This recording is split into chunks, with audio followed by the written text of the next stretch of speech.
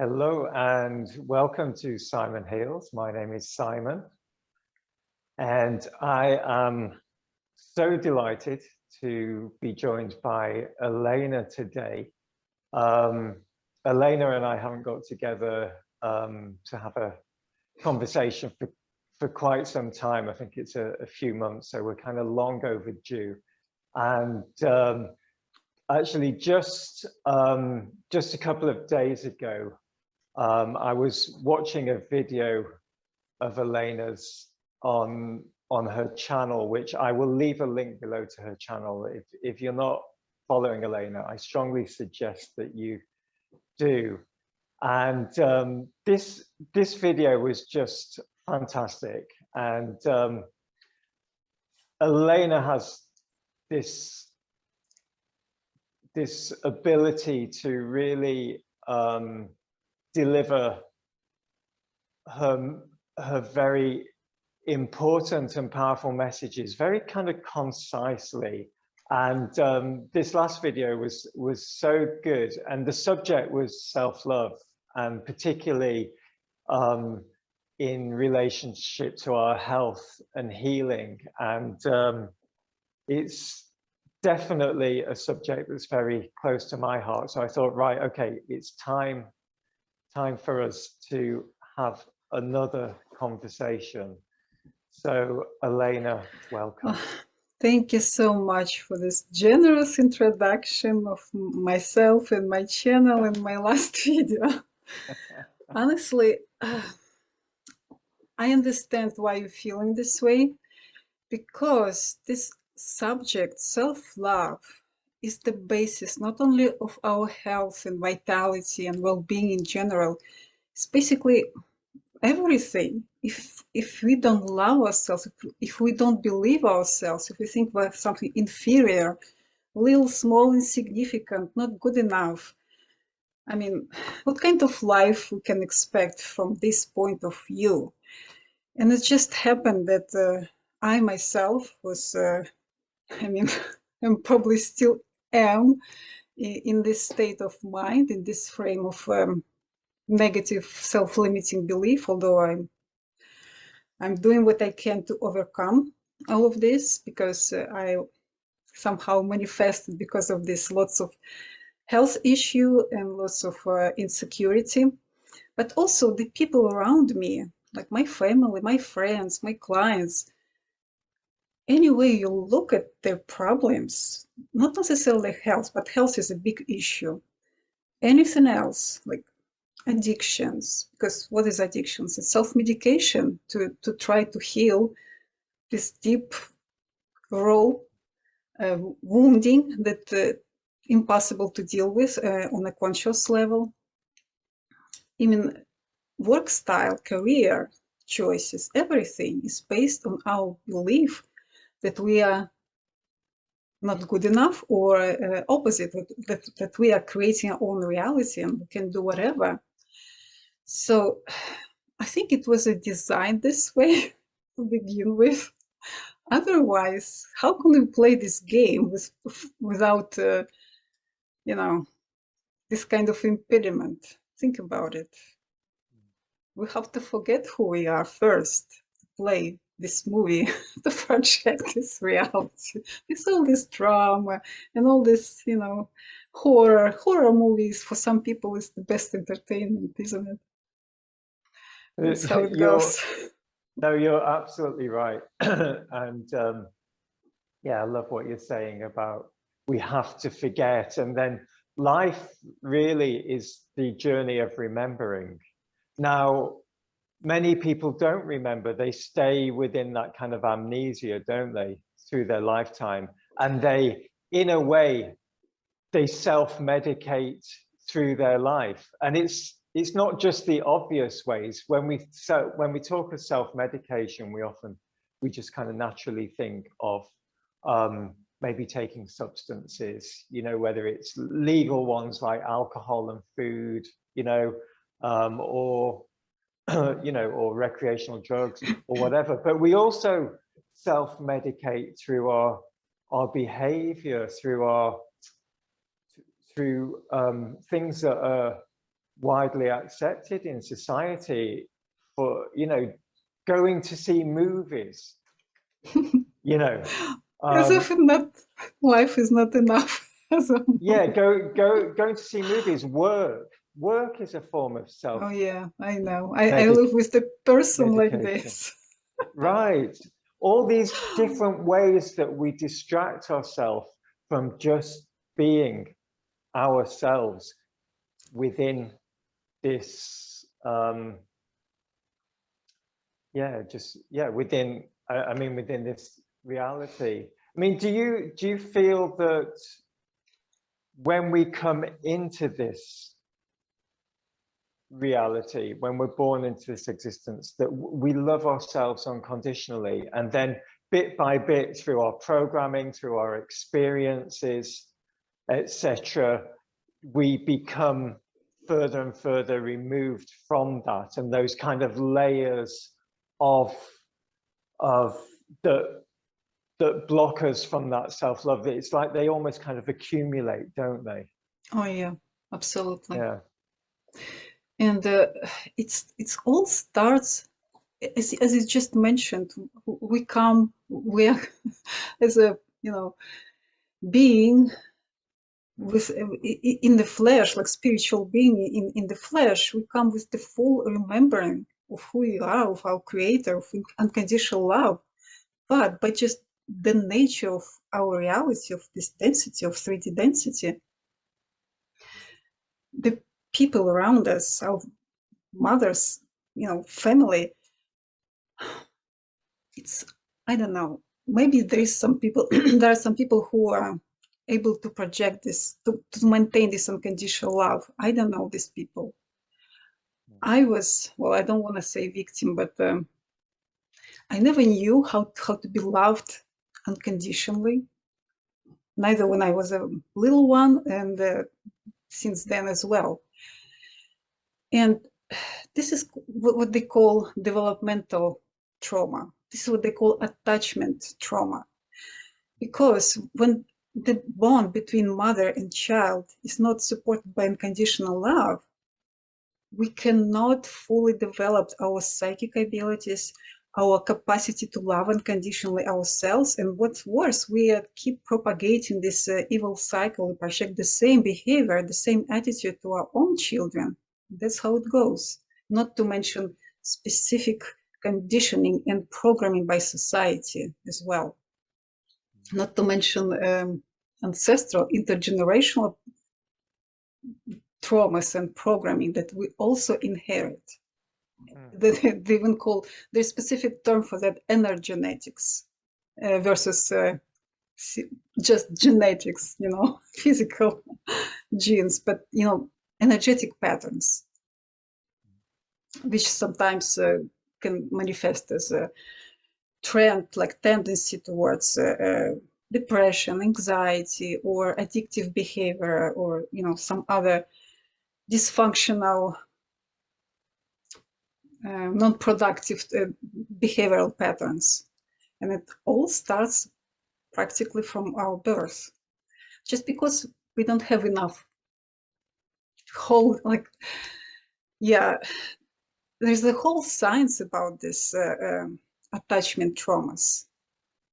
And it doesn't take like fully blown abuse patterns, physical, verbal, emotional, sexual, God forbid, not, it's even beyond it, just not being secure enough, especially with all these trends in pedagogy, whatever you call this science, like, oh, you have to let your child, you know, be on a schedule, of a feeding schedule, or sleeping schedule. Do not do not come to the crying child, because he has to learn from, you know, from the day one that he needs to, or she needs to sleep in this particular position, in this particular room. Not, God forbid, to co-sleep with with the mother, which was designed this way, right? Not only in the humans, but everyone does it. Animal world everywhere. But no, not in the civilized world. It's It's not right. Science doesn't approve this practice. And things go on like this forever and ever, until we realize that something is wrong, until we realize that we have to address these silent traumas that probably don't even consider it as such, because who knows? I mean, it's normal, right? Everyone does it. What's to complain about? But even these micro traumas, even this mini something accumulates, and it brings us to the point of, oh, I have to learn the love. I have to be a certain way. I have to behave this or that way to be accepted and loved, right?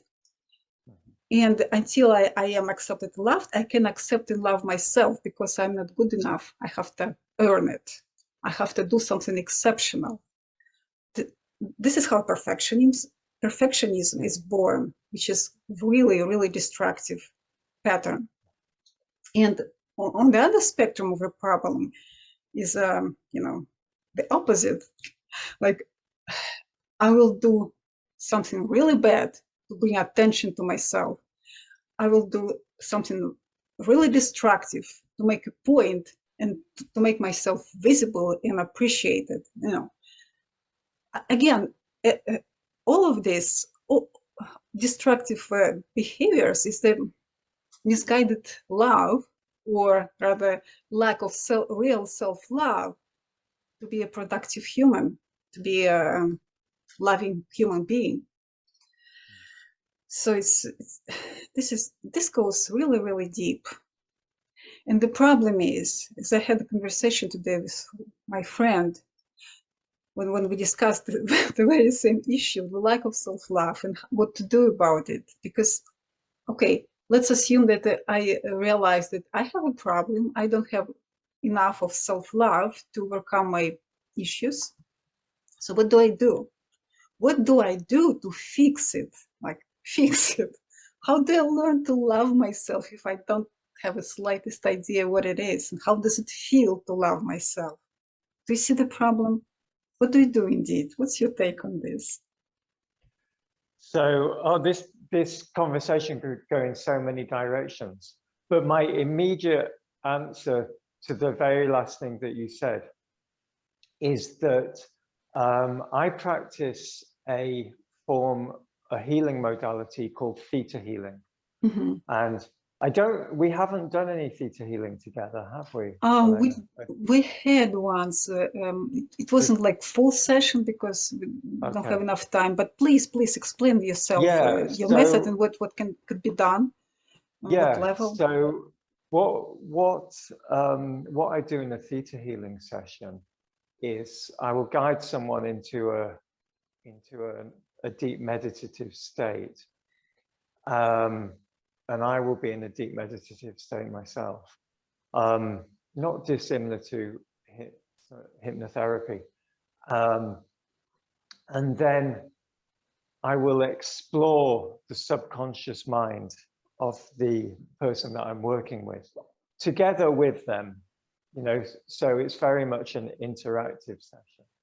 And the kind of purpose of this is to dig down into the subconscious belief system, to identify within that beliefs that that person is holding that are not supporting their kind of well-being and their health, and living to their full potential.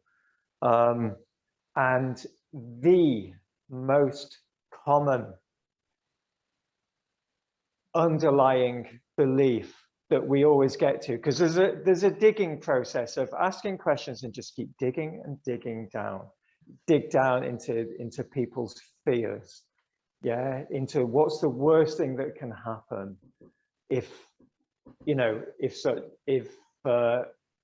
their life, for them. And where we invariably 9 times out of 10 get to is the underlying belief is that I've got to earn love, that I do not receive unconditional love from my mother. Yeah. And so what we do in the session then is, once that belief that I must earn my mother's love once we identify that belief, because it's what you're talking about, you know, because from day one, it's like you've got to eat at a certain time, sleep in a certain way, you get rewarded for getting good grades, you know, you get reprimanded for not getting good grades. And although, you know, this comes from a place of love and our parents wanting the best for us, you know, it creates this, we develop this these beliefs that that love that we're receiving is conditional. It's based on what we do or we don't do, which isn't necessarily where our parents are coming from. They do love us unconditionally. I know that because I'm a parent. I know it. I'm a parent, but you know, and I do the very best that I can to for my children to know that. And to not feel that they've got to do anything for, you know, to receive that love from me. But then there's a balance to find then of like encouraging them and helping them to stay on track as well, and not just to kind of be floating around out there, you know, like aimlessly. But sorry, just coming back to the theta session. So once we've identified that, we can remove that belief that I must earn my mother's love, for example, as this kind of core belief, and then replace it with the belief that I receive unconditional love and with the feeling as well, because that's what you said is so important, is to, you've got to also know what that feels like. And when we're doing this work, let's say my higher self is communicating with the other person's higher self, and we're literally reprogramming not just the subconscious mind, but when we do theta, we're kind of going into the cellular level, into the DNA, and reprogramming all of that. Then once that's done, all the other beliefs that are layered up on top of that, they just disappear, because that was the underlying, let's say, kind of like foundation of a core belief. Of a, sorry, someone trying to call me. Of a dysfunctional belief system. Oops, I'm kicking my camera around here. So, and so for me, doing healing work, the destination, and it can be a long journey, this, but the destination is to get to unconditional self-love. That's the destination of the healing journey, really.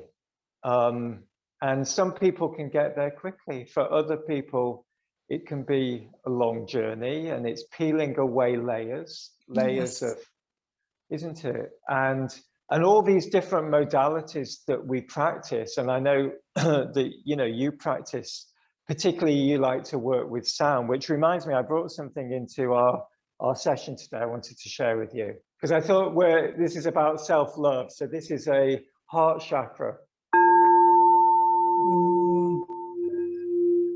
This is beautiful. The sound transmission is much improved. That's a good thing. I've got the mic right next to it. Yeah. Beautiful. Yeah, because, well, we did some experiments, haven't we, Alena, about actually about working with sound online, because the sound itself doesn't necessarily carry as well as it does, obviously, if you're kind of physically together, but the energetics are still very much working, aren't they? You know, as thankfully it does work. Yeah, it does work. And for anyone watching this, Alena did some work with me, and it was really powerful. And it was actually, she actually has inspired me and given me the kind of helped me believe in the use of sound remotely, because for some reason I was kind of disregarding that, because there's many modalities that I work with that do translate very easily into working remotely. So I just kind of parked the sound healing for just working when I'm working with clients, and then you just kind of yeah, kind of reminded me that we can use this remotely. Right. Yes, this method of yours, Theta healing, sounds really, really powerful and transformational. And this is great, really. So basically, it's all boils down to the removing on energetic level this core belief that I'm not worthy, I'm not good enough, I didn't have enough unconditional love. I have to earn my love of my mother. That's, yeah.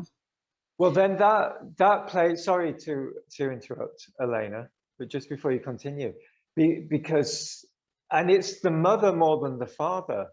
This doesn't mean that the relationship with the father isn't important. Of course it is. It's so important. But the father's role is different. Now, when we're working with the father, that's more around being safe and being protected. This is Support. what the father's role more is. It's more that, you know. So that's often kind of core beliefs that we get to, is that I am safe. I am always safe. I am always guided. I am always protected, you know. And then, so so if these beliefs relative to our parents or our guardians, it doesn't need to be your biological mother and father, but your guardians, if these core beliefs relative to your guardians are not in place and not healthy, then those they keep playing out through our lives in so many ways. And you were talking before about how this doesn't have to be like massive traumas that happens, you know. For example, if you're a tiny babe, and I have clients that when we do the theta, for example, because it's a little bit like a regression as well, that they will remember things that they don't remember consciously. They'll remember being in their crib all alone, feeling absolutely terrified because they're alone. Because as you say, we're not meant to just be stuck in a room at 3 weeks old to sleep on our own, you know? Yeah. Or crying because we're hungry. Babies cry when they're hungry to get fed immediately. Now, if they're not fed immediately, whether that is done purposefully because of some kind of belief that it shouldn't be done, or just because, I don't know, mum's in a different room and can't hear baby crying, she's busy washing the dishes. For the baby, 6 weeks old or whatever, that's a trauma. Absolutely. That's an absolute trauma. And that can play out through the lifetime, can't they? Of like, I need something, I need to cry to get my needs met. So that crying as an adult might not be lying there on the floor crying, but it can be kicking up a fuss, getting attention to get our needs met. Yeah. So on the other spectrum of healing modality, biofield tuning, sound therapy in general could be extremely efficient to clear all these old wounding, old traumas, like developmental traumas as well as real PTSD. Why is that? Because biofield tuning is, well, biofield by itself is a storage, if you will, all kind of traumas as well, all kind of self-limiting beliefs, which could be detected by the change in the pitch, in the tone, in the sound of tuning forks when put directly in the spot of particular spot in the biofield that is characterized by all kind of energetic distortions. So in that regard, compared to Theta healing, we don't even have to be aware of what kind of trauma, what has happened at this moment in your lifetime. It's not necessary. It will be interesting. It would be highly informative and satisfying to know what actually you're clearing. But it's not a prerequisite, because all the work is done by very own body consciousness healing machine, basically. Because somehow, thankfully, it happens automatically when our consciousness, when our body perceives these distortions in the sound, it self-adjusts. It's akin like the same thing, like you looking in the mirror and noticing like letters stuck in your teeth. What do? You remove it because it's it's not good. It's not supposed to be like that. The same happens in the biofield. So in this regard, this method is well, I shouldn't. I can say much easier, and I don't know how to measure efficiency and efficiency. And efficiency. Efficiency. That's the word. Yes. But at the very least, it's easier to perform because you don't have to be psychic. You don't have to be super intuitive. All you have to do is just have a non-attached, non-biased, without any attachment to the results attitude, and just listen and just be persistent.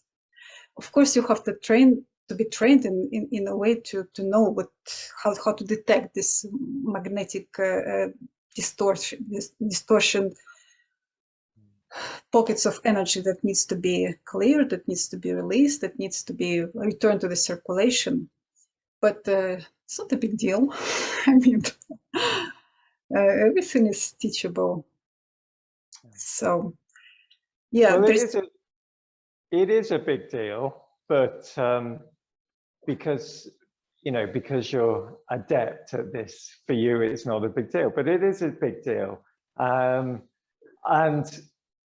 I really get what you're saying about these more energetic approaches to healing, where we can bypass the cognitive understanding and just really communicate with the body and the body's innate intelligence, because the body's always looking to come back to balance. Oh yeah, it, you know? Yeah. That's such a blessing. But this is why we often need a kind of multi-dimensional approach to healing, and whether and as you know, I practice a few energy healing modalities myself, including working with sound, and for me, these are where I always go to. But time to time, I think there can be a need to also to approach healing through at a more cognitive level, because we do have that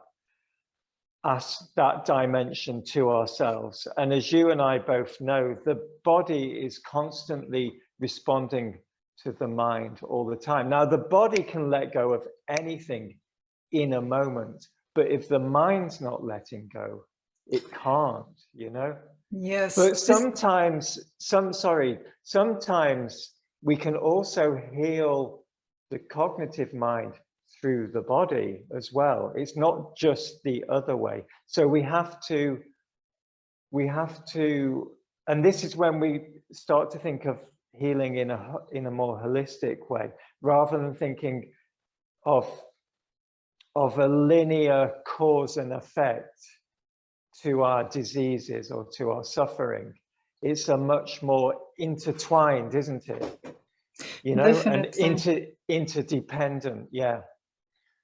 Yeah, it's amazing to observe how to work on one chakra, on one area, one of the level of part of the body, somehow sends into self-adjustment, into homeostasis, like harmony. Yeah. Totally different part of the body or chakra or whatever.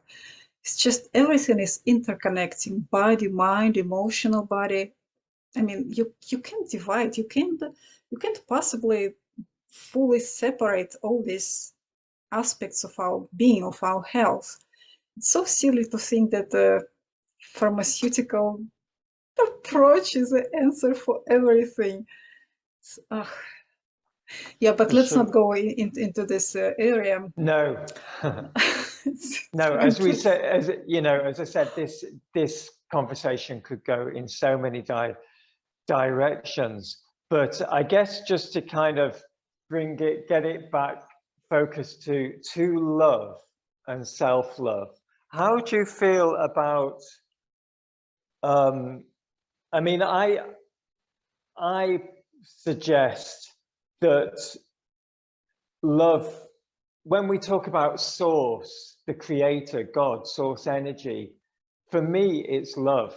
It's not, there's not a being that is source. There's no big guy in the sky with a white beard.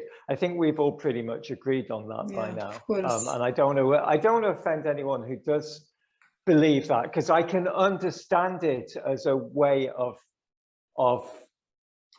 you know, kind of trying to make sense of the fact that there is something out there that is bigger than us, you know? So there's many routes to understanding that. But for me, it is love that emanates from source. Love is what creates everything. And as I described in the Reiki course recently, that each of us is like a musical instrument that plays this frequency of love, which is also a sound. You know, when we talk about frequency, about vibration, and about energy, you know, this is all sound. Whether we can hear that sound or not, it exists as a sound. And so this universe, that we are part of, is like this grand symphony of sound. And each of us is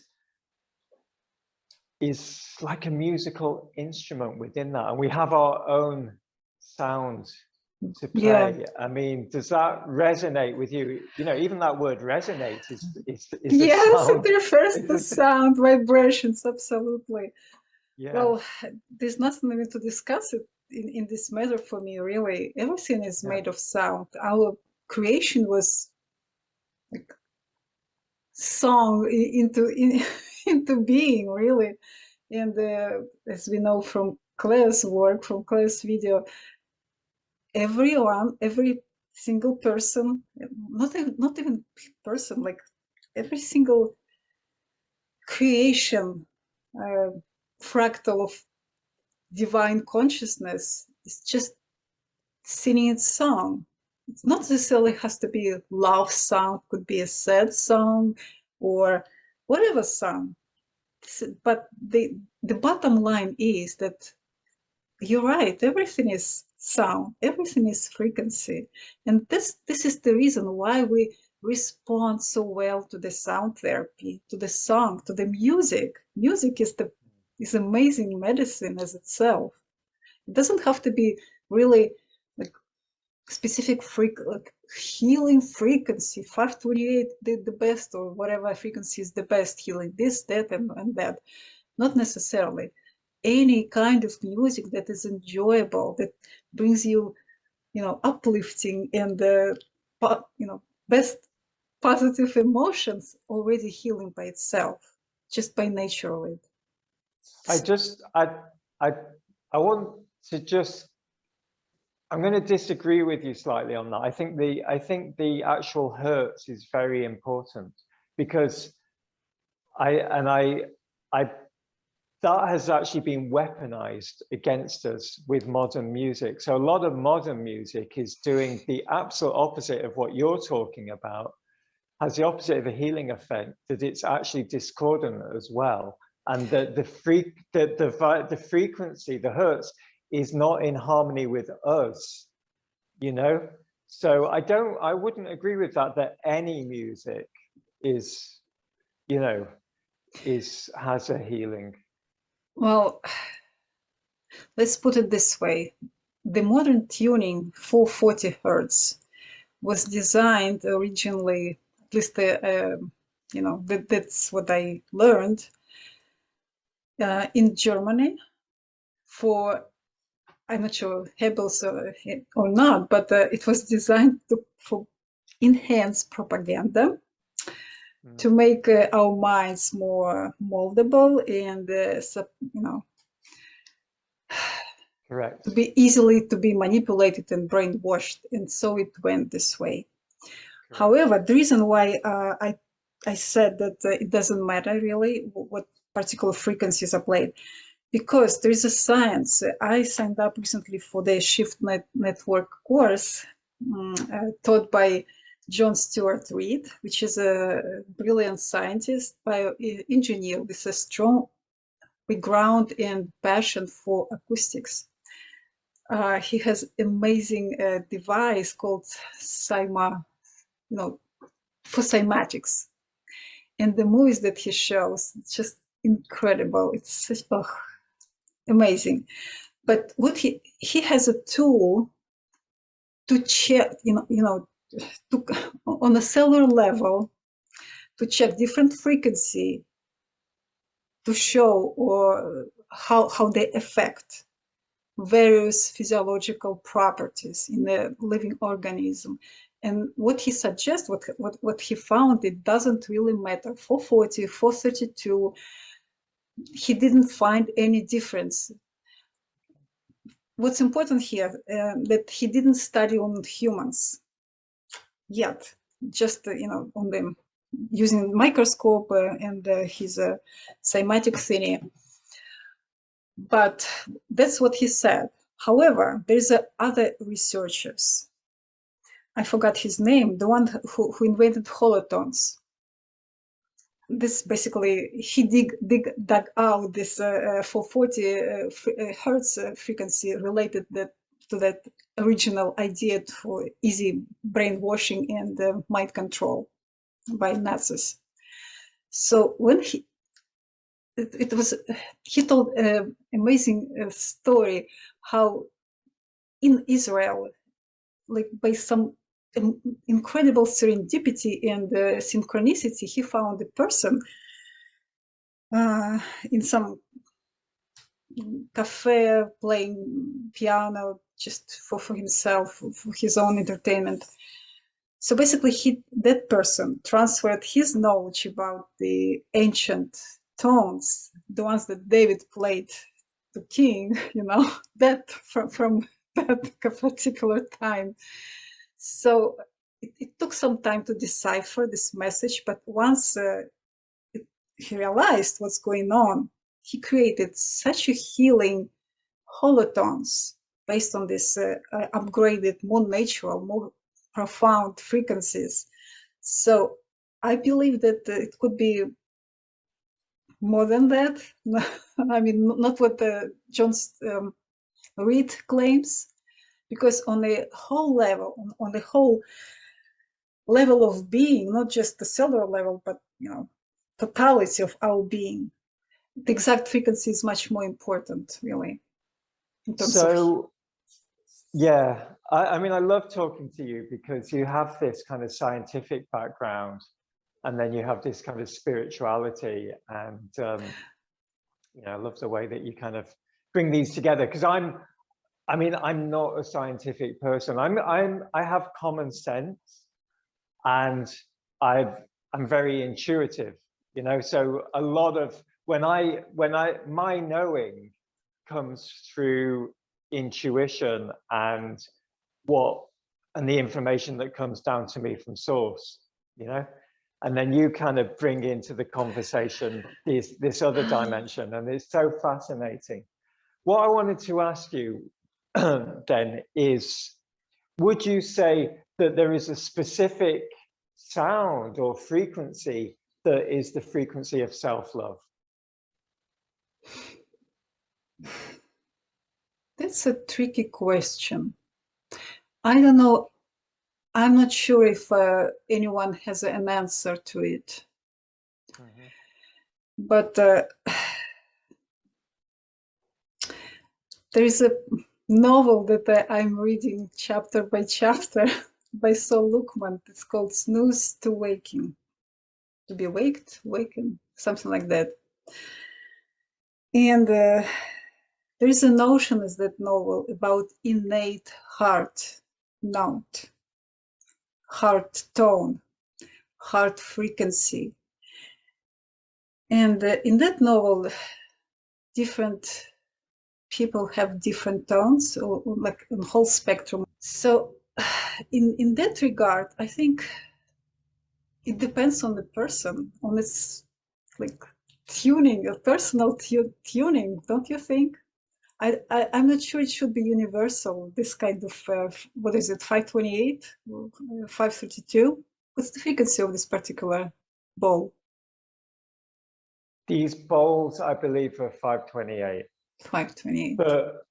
But so this is for the heart chakra.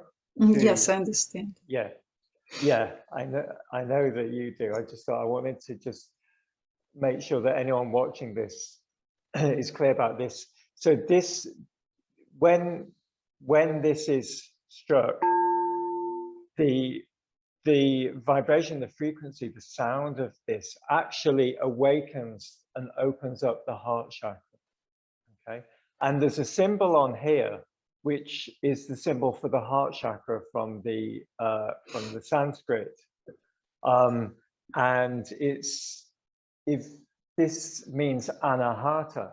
Now, what anahata actually means, and you just reminded me of this when you were talking, is unstruck as in a bell. So there's a specific sound. So our hearts are like a bell that when we strike it, and it sends out this frequency. Are you familiar with Greg Braden and the work of Greg Braden? Yes. Yeah.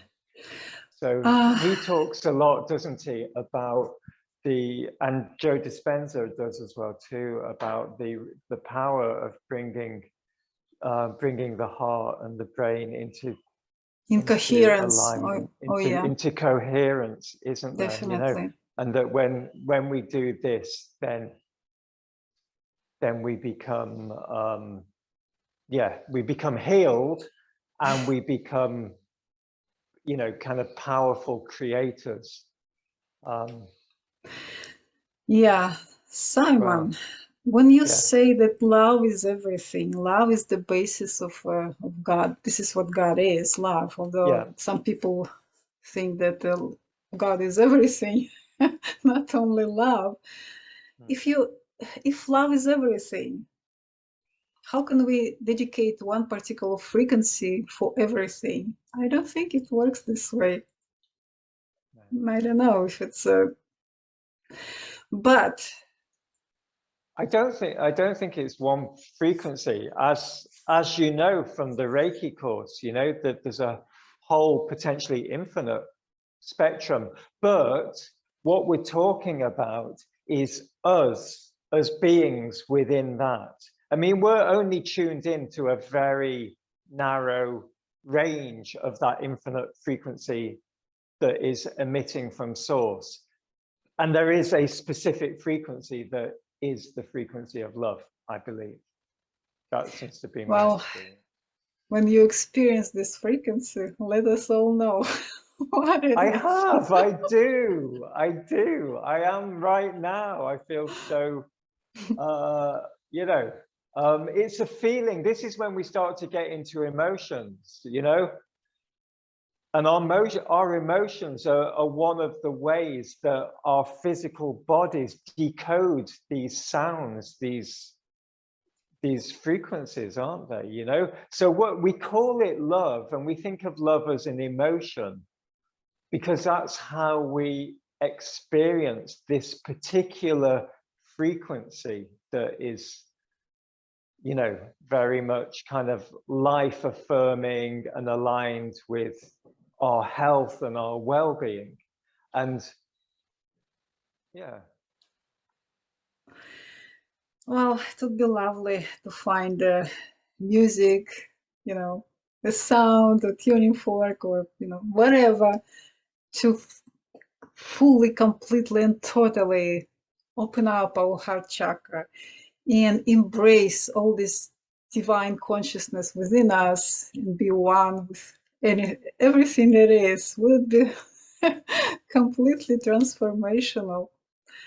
Well, I have to tell you, and this probably should be our last few minutes of our conversation, so not to bore anyone. Yeah, no, I doubt we're well, I hope we're not boring anyone, and I'm certainly loving our conversation.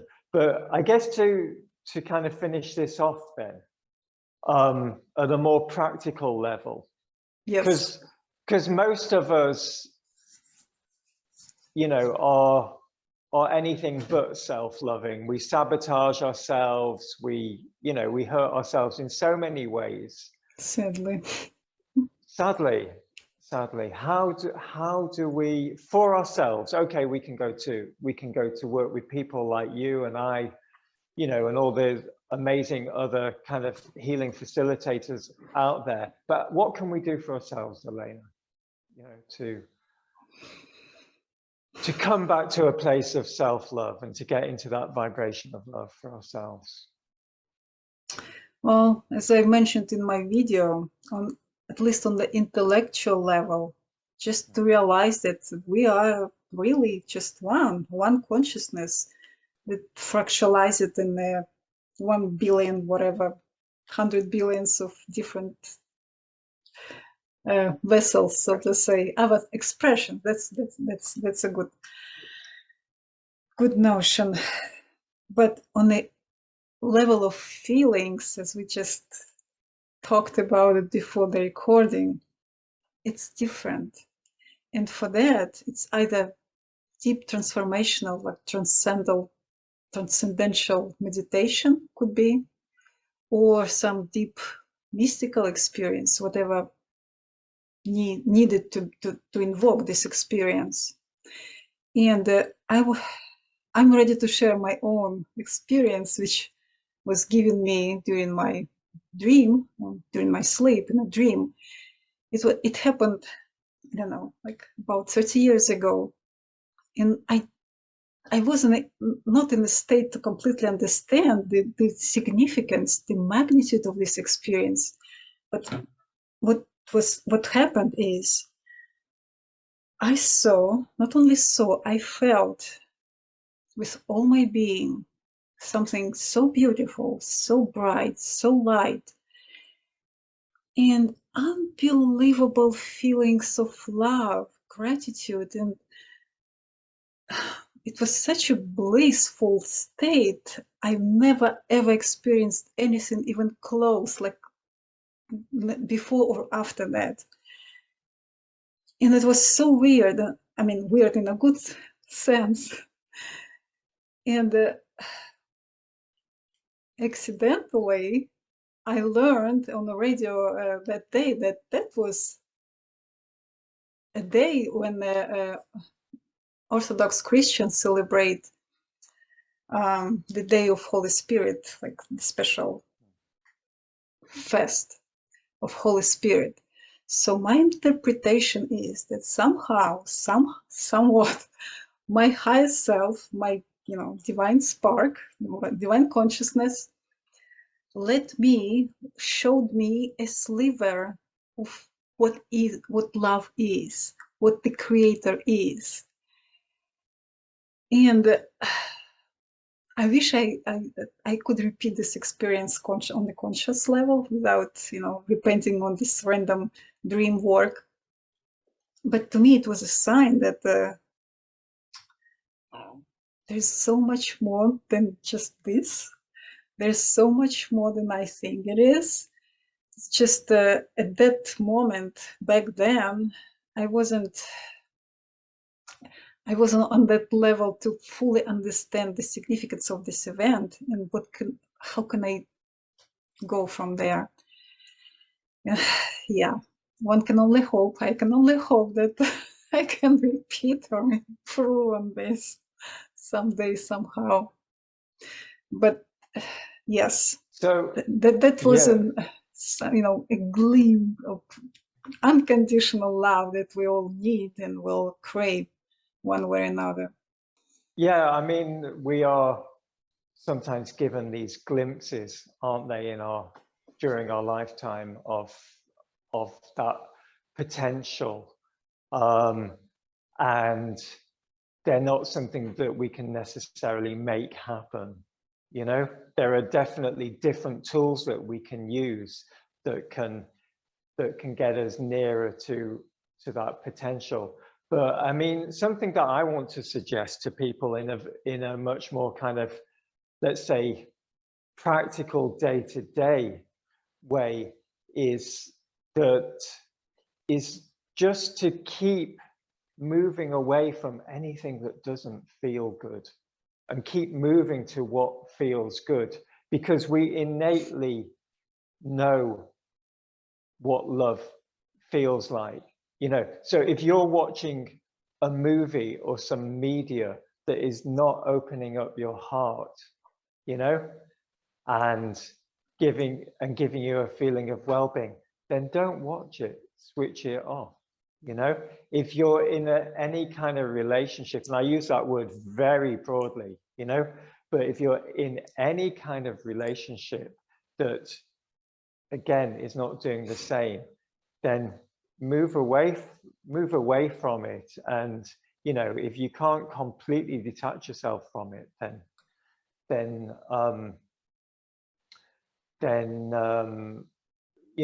minimize that interaction. If the environment that you're living in isn't feeling good, then either move or do what you can within that environment to make it feel better. Notice how you feel when you eat certain foods.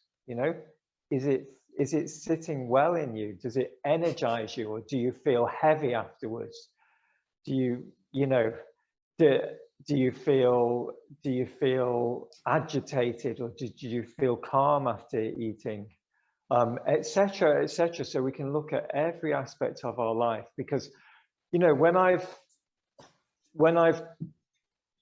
I do understand that source is unconditional love, but that it is also a very broad spectrum. What love is a very broad spectrum. But what source has communicated to me is that there is only love and its absence. So there is the absence of love, but that is still love, in the same way that a mountain cannot exist. You can't have two mountains without a valley between them. It would just be a flat plain. Totally. And in the same way, love exists in relationship to its opposite. And we have this choice in every moment as to which polarity. Are we going to the bottom of the valley, or are we going to the peak of the mountain? And this is the dimension of polarity and duality that we exist within. Now, of course, in other dimensions, those polarities and duality does not exist. And then we're in oneness and we're in unity consciousness. But in this dimension, we've got either love or its absence in any moment. So I think that's a question that we can ask ourselves in any moment. Am I aligning with love? Is this situation aligning with love? Is this person? Is this food? Is this media? Is this environment? Whatever, is it aligning with love, or is it aligning with its opposite, which really is fear, anxiety, yes, regret, shame, all those kind of. Yes, this is a very, very good point, Simon. Thank you for bringing it up. This is really important, just to have a as a guidance, our own feelings, what feels good, what feels right, and what doesn't. Just, navigate through our reality. It is. It is. That's our GPS system. And for me, it's not much more complicated than that really. And see what happens then by default, you end up in the vibration of love. And by default, you start to live aligned with your purpose. Because the way that Alena navigates that is going to be different than the way I navigate it or someone else. So each of us has and this is our unique tune, the unique music that each of us plays, and yes, let's choose the happy, loving, great song of gratitude, and use the best frequency possible to make to relearn how to love ourselves, and by that to learn how to really love everyone else. Absolutely. I really hope that for anyone that watches this, that we have helped to open up your heart. It certainly opened up my heart having this conversation.